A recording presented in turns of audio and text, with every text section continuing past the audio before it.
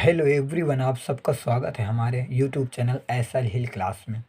आज हम लगाने वाले हैं क्लास 9th के मैथ, जिसका चैप्टर अध्याय 1 या चैप्टर 1 संख्या पद्धति। संख्या पद्धति के का आज हम बेसिक कंसेप्ट पढ़ने वाले हैं कि इसमें अगर संख्या पद्धति में जो हमें आगे एक्सरसाइजें पढ़नी है उनमें हमें क्या क्या आवश्यकता है। तो जो बेसिक चीज़ें हैं ना, उसकी आज हम इन चीज़ों का अध्ययन करने वाले हैं आज की इस वीडियो में। तो हाँ, और अगर वीडियो शुरू करने से पहले अगर तक आप अभी हमारे चैनल पर नए हैं तो हमारे चैनल को सब्सक्राइब करके बेल आइकन प्रेस करके ऑल के बटन दबा दीजिए। और अगर अभी तक आपने अगर हमारे वीडियो को लाइक नहीं किया है तो हमारे वीडियो को लाइक कर दीजिए, लाइक और शेयर ठोक दीजिए, महाकाल का लाइक और शेयर ठोक दीजिए। तो चलिए वीडियो शुरू करते हैं।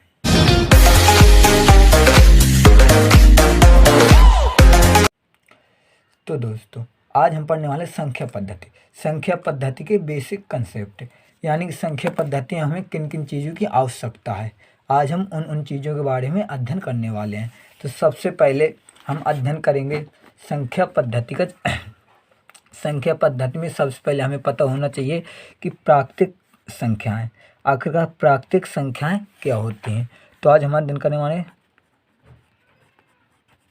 प्राकृतिक संख्याएँ। आखिरकार प्राकृतिक संख्याएं किसे कहते हैं, यानी नेचर नंबर, इनके बारे में हम अध्ययन करेंगे। नेचर नंबर, आखिरकार नेचर नंबर होता क्या है, यहाँ पे और इस चैनल पे आपको जितनी भी चीज़ें बहुत सिंपल और इजी वे में मिलने वाली हैं। तो हम पढ़ने वाले हैं नेचर नंबर। तो अगर हम आपसे कहें कि आप काउंटिंग करिए तो आप काउंटिंग किसी से पूछे तो कहाँ से स्टार्ट करिएगा, 1 से। अगर किसी से भी अगर आप काउंटिंग सुनोगे या गिनती आप कहोगे कि आप गिनती पढ़िए तो वो कहेगा 1 2 3 4 5 6 7 8, ठीक है ना। तो दोस्तों, अगर किसी से भी हम गिनती सुनते हैं तो वो कहाँ से स्टार्ट करता है, 1 से। यानी वो अपने प्राकृतिक स्वभाव है कि वो गिनती 1 से स्टार्ट करेगा। समझ में आ रहे हैं दोस्तों। अगर गिनती कहाँ से स्टार्ट है, 1 से, यानी क्या वो प्राकृतिक उसका स्वभाव है कि वो कहाँ से 1 से स्टार्ट करता है, वो कभी 0 से स्टार्ट नहीं करता। हम उससे कहते हैं आप काउंटिंग स्टार्ट करिए तो 1 से स्टार्ट करता है। इसका मतलब क्या है, एक प्राकृतिक उसका स्वभाव है। हर एक व्यक्ति का प्राकृतिक स्वभाव होता है, यानी क्या हो गई, तो जो हमने प्राकृतिक स्वभाव के कारण वो गिनती उसने कहाँ से स्टार्ट की, 1 से। तो यानी प्राकृतिक संख्याएँ क्या होंगी, यानी जो संख्याएँ 1 से स्टार्ट हों उन्हें हम प्राकृतिक संख्या कहते हैं। सिंपल सी अगर हम इसकी परिभाषा लिखें तो लिख सकते हैं वे संख्याएं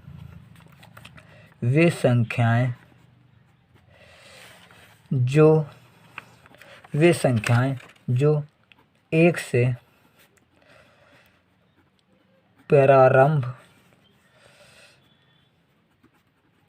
होती हैं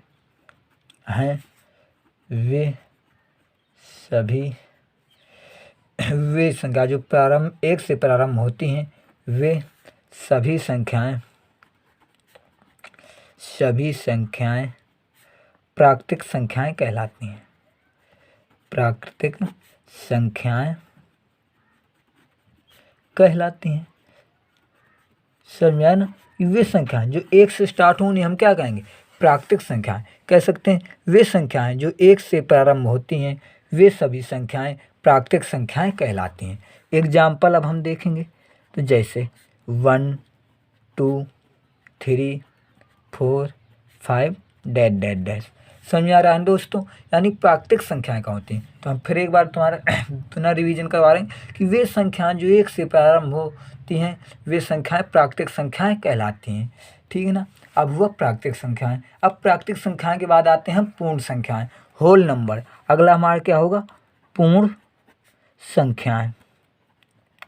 अब क्या आएगा हमारे पास, पूर्ण संख्याएं। तो आखिर पूर्ण संख्याएं यानी होल नंबर क्या होती हैं, पूर्ण संख्याएं। तो यानी अभी तक हमारे पास काउंटिंग पूरी है नहीं। अगर हम प्राकृतिक संख्याओं में अगर हम काउंटिंग पूरी करें तो हमारे पास काउंटिंग पूरी है नहीं है, 1 2 3। अब हम 9 के बाद आगे काउंटिंग नहीं लिख सकते। अगर हम प्राकृतिक संख्याओं में हमने 0 को ऐड कर दें तो हमारी क्या हो जाएंगी, पूर्ण संख्या, यानी हमारी क्या काउंटिंग पूरी होने लगती है। जब काउंटिंग पूरी होने लगती है तो हमारी क्या पूर्ण संख्याएं कहलाती हैं। तो पूर्ण संख्याएं क्या होंगी, तो अगर प्राकृतिक संख्याओं में एक अगर 0 को हम ऐड कर दें, यानी वे संख्याएं। अब क्या अगर इसकी डिफिनीशन लिख सकते हैं, क्या लिखेंगे, वे संख्याएं वे संख्याएं जो 0 से प्रारंभ होती हैं, वे संख्याएं जो 0 से प्रारंभ होती हैं पूर्ण संख्याएं कहलाती हैं।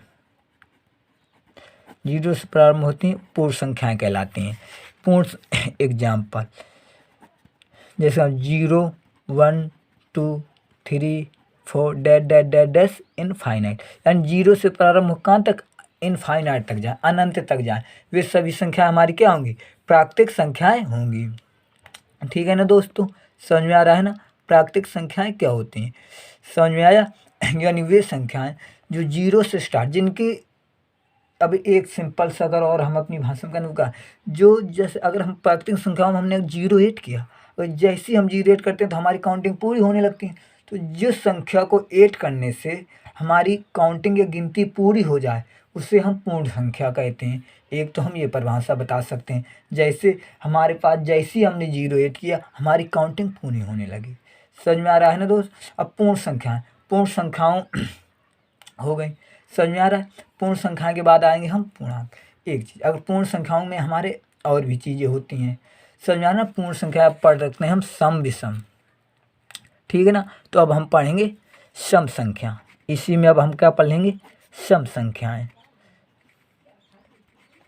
आखिर सम संख्याएं क्या होती हैं मेरे दोस्तों, कि आखिर कौन सी सम संख्याएं क्या होती हैं। तो ये बिल्कुल सिंपल है, जिन संख्याओं में 2 से डिवाइड हो जाएं वे सभी संख्याएं हमारी क्या कहलाएंगी, सम संख्या कहलाएंगी।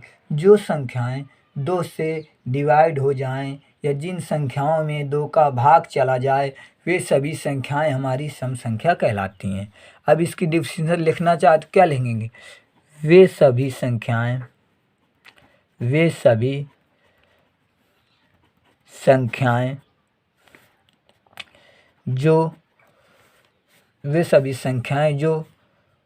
2 से पूर्णतः विभाजित हो जाएं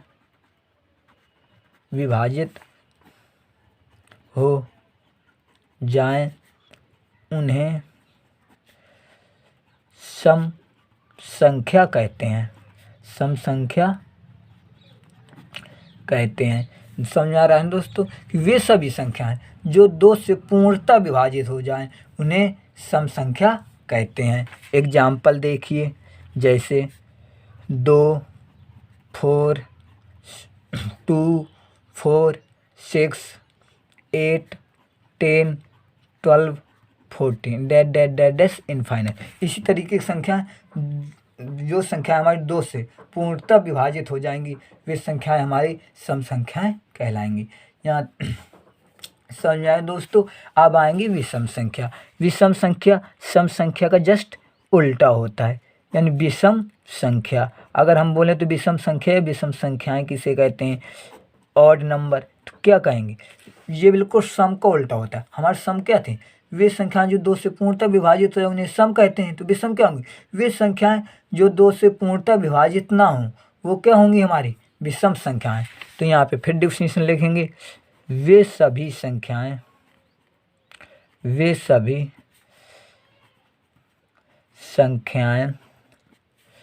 जो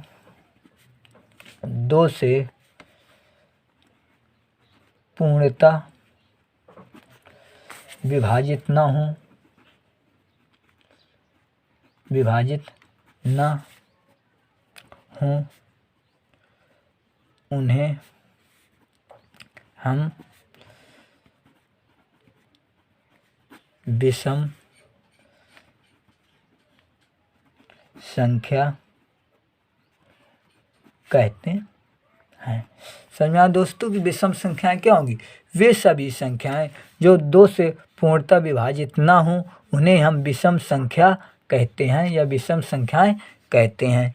एग्जाम्पल देखिए, एग्जाम्पल में अगर लिखना चाहें तो क्या लिखेंगे, जो 2 से पूर्णतः विभाजित ना हो, 3 5 1 1 3 5 7 9 dash dash dash dash infinite. समझ में आया दोस्तों कि वे सभी संख्याएं जो 2 से पूर्णतः विभाजित ना हो उन्हें हम विषम संख्या कहते हैं। समझ में आ रहा है ना यहाँ तक दोस्तों। सम संख्या को हुई, विषम संख्या का हो गई। अब आएंगे हम भाज्य और अभाज्य यानी प्राइम नंबर और को प्राइम नंबर। अब आएंगे हम भाज्य संख्याएं। भाज्य संख्याएं यानी प्राइम या को प्राइम। भाज्य संख्याएं क्या होती हैं तो समय कि भाज्य संख्या तो हम कह सकते हैं भाज्य संख्या बिल्कुल सिंपल सी परिभाषा है। या पहले जैसे देखिए भाज्य यानी जिसके अगर हम यह करें जिसके 2 से ज़्यादा फैक्टर हों, या कह सकते हैं कि वे संख्याएं जिनके 2 से अधिक फैक्टर होते हैं उन्हें हम भाज्य संख्या कहते हैं। जिन संख्या या जो संख्याओं या जिन संख्याओं के 2 से अधिक फैक्टर होते हैं उन्हें हम भाज्य संख्या कहते हैं। जिन संख्याओं के 2 से अधिक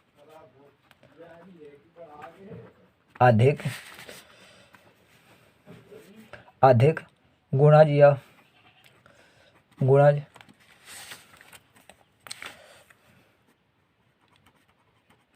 होते हैं उन्हें भाज्य संख्या कहते हैं। समझ में आया दोस्तों। जिन संख्याओं के 2 से अधिक गुणज होते हैं उन्हें हम क्या कहते हैं, भाज्य संख्या कहते हैं। एग्जाम्पल जैसे हम मान लीजिए जिसके 2 से अधिक गुणज होने चाहिए वो हमारी संख्या क्या होंगी, भाज्य। तो जिसका 4 6 8 9। अब देखो मैं समझाऊँ ये इसी तरीके से 12 डैट इनफाइनाइट। ये क्यों है, अगर हम इनके फैक्टर करेंगे, अगर हम 6 के फैक्टर करेंगे या 6 के गुणज करेंगे तो कितने निकल के आएंगे हमारे पास, निकल के आएंगे 2 3 1 2 3। हमारे पास कितने गुणज निकल गए, 1 2 3। इसके गुणज कितने हैं हमारे पास, गुणजों की संख्या इसमें कितनी है, 3। इसमें 2 से अधिक है कि नहीं, इसमें 1 2 3। इसमें गुणज कितने हमारे पास, 3 गुणज है। अब हमने यही परिभाषा कि जिन संख्याओं के 2 से अधिक गुणज होते हैं उन्हें भाज्य संख्या कहते हैं। यानी कि हम कोई भी संख्या लेंगे जिनसे 2 से अधिक गुणज होने चाहिए उन्हें हम क्या कहेंगे, भाज्य। जैसे में आप 8 ले लें, 8 को अगर फैक्टराइज इसके अब 8 के हम गुणज करें कितना आएगा, 1 2 2 2। ये हो गए 8 के हमारे गुण। अब देखो इसमें कितने, तो 1 2 3 4। हमारे गुणजों की संख्या कितनी है हमारे पास, यहाँ पे गुणजों की संख्या हमारे पास 4 है। समझ में आ रहा है, गुणजों की संख्या कितनी, 4। तो इसकी क्या हो, 2 से अधिक फैक्टर है कि नहीं, जिसके 2 से अधिक गुणज होंगे वही हमारी क्या कहलाएंगे, भाज्य संख्या। समझ में आ रहा है नहीं आज तक दोस्तों। अब ये हो गई हमारी भाज्य संख्या। अब हम आएंगे अभाज्य संख्या। अब क्या आएंगे हम, अभाज्य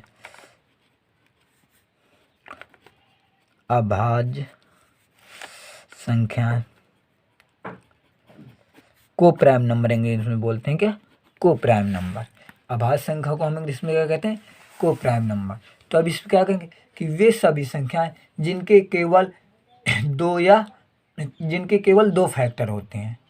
क्या लिख सकते हैं कि अगर इसकी हम लिखना चाहें डिफिनीशन तो वे सभी संख्याएं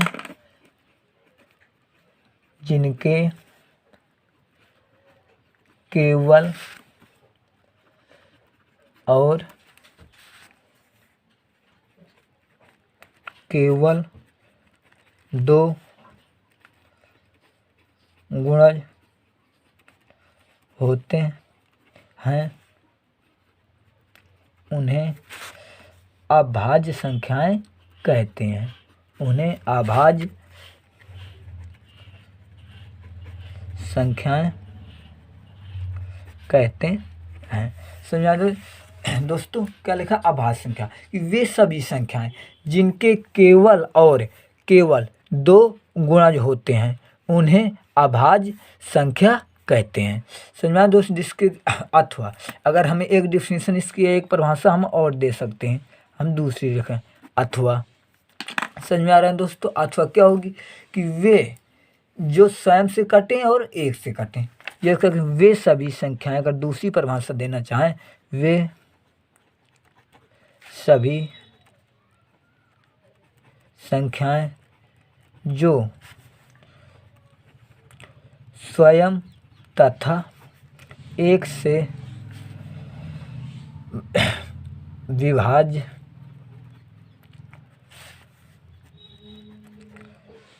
होती हैं उन्हें अभाज्य संख्या कहते हैं। एक परिभाषा क्या हो गई कि वे सभी संख्याएं जो स्वयं तथा एक से विभाज्य होती हैं उन्हें अभाज्य संख्या कहते हैं। जैसे अब हम एग्जाम्पल देखेंगे। अब देखेंगे एग्जाम्पल में देख लें, जो हमने क्या कहा स्वयं से या एक से विभाज्य हो। जैसे हमारे पास 2, 3, 5, 7, 11, 13 डैश इनफाइनाइट। अब यहाँ पे जैसे करेंगे तो हमारा 2 है, इस किससे विभाज्य होगी? या तो 1 से विभाज्य होगी या 2 से विभाज्य होगी। या पहली परिभाषा क्या थी हमारी? ये पहली डिफिनेशन अभाज्य संख्या क्या हमने लिखवाई थी कि वे सभी संख्याएं जिनके केवल और केवल 2 गुणज होते हैं उन्हें अभाज्य संख्या कहते हैं। तो यहाँ पे देखिए हमारे कितने गुणज हैं? हमारे केवल 2, हमारा अभाज्य संख्या, और केवल कितने गुणज? 1 और 2 गुणज है। इसी तरीके से 3, हम 3 के गुणज करेंगे तो 1 और 3, कितने गुणज? केवल 2 ही गुणज आ रहे हैं इनके। हम यही तो परिभाषा, दूसरी परिभाषा की समझें जो स्वयं तथा एक से विभाज्य हो। तो हमारे 2 ये स्वयं से विभाज्य है और एक से विभाज्य है। तो दोस्तों यहाँ तक समझ में आया ना? तो अब हम चलेंगे आगे। अब हम आएंगे पूर्णांक। अब हम क्या पढ़ने वाले हैं? पूर्णांक किसे कहते हैं? इंटीजर्स। अब क्या कहेंगे? इंटीजर्स, यानी पूर्णांक क्या होते हैं? ये पूर्णांक बिल्कुल दोस्तों सिंपल है। पूर्णांक यानी अगर मैं पहले तुम्हें इसे एग्जाम्पल से बताना चाहूँ, एग्जाम्पल से, जैसे एग्जाम्पल देखो इसके लिए पहले अगर हम एग्जाम्पल देखें तो minus infinite dash -3 -2 -1 0 1 2 3 dash infinite. यानी तो हम क्या कह सकते हैं? माइनस इनफाइनाइट से प्लस इनफाइनाइट के बीच की सभी संख्याएं हमारी पूर्णांक होती हैं। समझ में आया दोस्तों? हमारी क्या होती हैं? पूर्णांक होती हैं। माइनस इनफाइनाइट और प्लस इनफाइनाइट के बीच की सभी संख्याएं हमारी क्या होंगी? पूर्णांक होंगी। अगर हम इसे परिभाषा लिखना चाहें तो अब इसके ऐसी परिभाषा लिख सकते हैं कि माइनस, हम लिखना चाहेंगे माइनस अनंत, अगर हम इसे परिभाषा लिखें माइनस अनंत, सॉरी ये गलत लिख गया, यानी माइनस इनफाइनाइट से प्लस इनफाइनाइट के बीच की सभी संख्याएं पूर्णांक होती हैं। एग्जाम्पल में तुम्हें पहले समझा, माइनस से प्लस के बीच की जितनी भी सारी संख्याएं हैं, दुनिया में जितनी भी संख्याएं पाई जाती हैं उन्हें हम यहाँ पे लिख देंगे। समझ में आ रहा है दोस्तों? पूर्णांक 2 टाइप के होते हैं, यहाँ आप देख लें। एक होता है धनात्मक पूर्णांक, एक होता है ऋणात्मक पूर्णांक। अब आएंगे हम धनात्मक पूर्णांक के बारे में जान लेते हैं। तो धनात्मक पूर्णांक आखिरकार क्या होता है? धनात्मक पूर्णांक के बारे में हम जान लेते हैं। क्या कर धनात्मक पूर्णांक क्या है? तो यानी 0 से दाएं तरफ की सभी संख्याएं हमारी क्या होंगी? धनात्मक पूर्णांक होंगी। धनात्मक पूर्णांक क्या होंगी? 1 2 3 4 डैश इनफाइनाइट। 0 से दाएं तरफ की जितनी भी संख्याएं आएंगी अनंत तक, वो हमारी क्या होंगी? धनात्मक पूर्णांक। और हमारे पास अगर ऋणात्मक पूर्णांक एक होता है। ऋणात्मक पूर्णांक क्या है? तो क्या होगी? 0 से बाएं तरफ की जितनी भी संख्याएं होंगी सब हमारी क्या होंगी? ऋणात्मक पूर्णांक होंगी। 0 से बाएं यानी -1 -2 -3 डैश माइनस इनफाइनाइट, ये सभी क्या होंगी? हमारे ऋणात्मक पूर्णांक। और एक बार नोट लगा के हम लिख सकते हैं यहाँ पे, ये बहुत अच्छा पॉइंट है। क्या 0 हम क्या है जो हमारे पास ये है ना 0, हमारे पास जो 0 है, हमारे पास क्या है? 0। तो जीरो ना यहाँ पे धनात्मक पूर्णांक होता है और ना ऋणात्मक पूर्णांक होता है। समझ में आ रहा है दोस्तों? तो जीरो ना तो धनात्मक पूर्णांक है और न ही ऋणात्मक पूर्णांक है। समझ में आ रहा है दोस्तों? जीरो ना तो धनात्मक पूर्णांक है और न ऋणात्मक पूर्णांक है। तो दोस्तों आपको वीडियो समझ में आया, आई होप आपको वीडियो ये समझ में आया होगा आपके लिए। और अब हम आगे पढ़ेंगे इसी संख्या पद्धति के चैप्टर वाइज चैप्टर जितनी भी संख्याएं होंगी। समझ में आ रहा है ना दोस्तों? अब हम इसमें और एक दो चीज़ें देख लेते हैं। जैसे अब हमारे पास परिमेय संख्याएं, अब हम क्या देखेंगे? परिमेय संख्याएं किन्हें कहते हैं। अब हम देखने वाले परिमेय संख्याएं। परिमेय संख्याएं, तो परिमेय संख्याओं बिल्कुल सिंपल होता है। क्या परिमेय संख्या कहते हैं? तो हम कह सकते हैं वे सभी भिन्नात्मक संख्याएं जो वे सभी संख्याएं जो P अपान Q के रूप में होती हैं वे परिमेय संख्याएं कहलाती हैं। क्या दोस्तों? वे सभी संख्याएं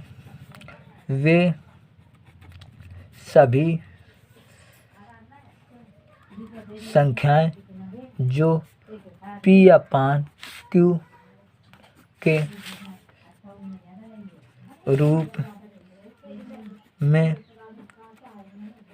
होती हैं, जो P अपान Q के रूप में होती हैं वे परिमेय संख्याएं कहलाती हैं।